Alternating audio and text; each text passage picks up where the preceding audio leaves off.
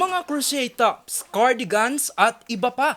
Ilan lamang yan sa mga obrang likha ni Charlene. Pero madalas nakatambak lang sa bahay dahil wala itong store na paglalagyan. Tuwing trade fair o sa social media lang niya na ilalako ang kanyang mga obra. Very limited kasi pagka ako lang yung nag-post, ganyan, walang help yung mga co-MSMEs, hindi tulungan. Ang hirap, kukunti ang nakakakita, hindi nila naiintindihan kung ano yung craft mo. Pagka nag-post ka ng minsan lang, parang hindi na-reach yung target mo na audience.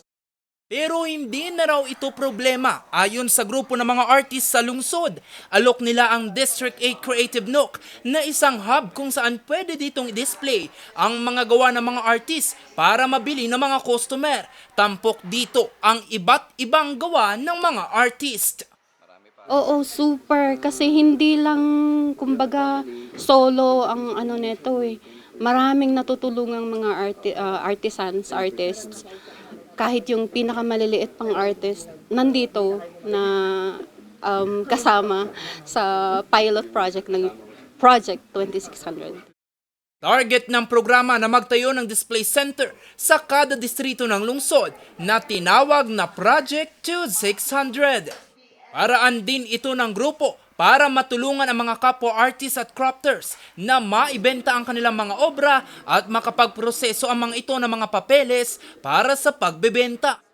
Well, actually, the Creative Nook is a place that we have prepared where the crafters could go in to parang exchange ideas, at the same time display their items and sell. Pero kasi yung iba, yun yung problema natin dito sa Creative City. Turo tayo ng turo pero we don't provide a physical space for them to sell.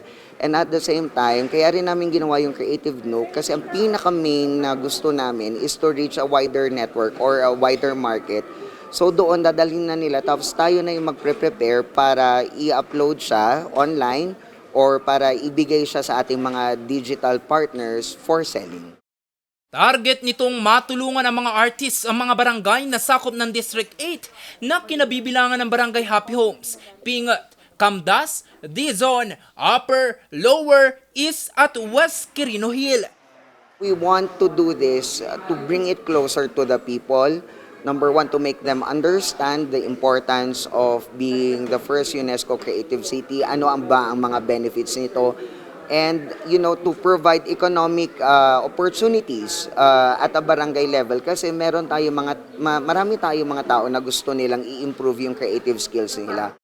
Bukod sa mga tinda at mga pagkain, alok din nila ang mga livelihood workshops sa mga residente. Maganda itong community kabuhayan na dinala dito sa District 8. At least may mga magandang idea ng mga projects na dinala nila dito. Naka-encourage sila ng mas maraming tao to come and see our products, not only yung sa Creative Nook and sa food stalls. So when they do come here, nasasama na rin kami. Matatagpuan sa Barangay Camda sa Baguio City ang District 8 Creative Nook. Jose Robert Inventor para sa Luzon Headline.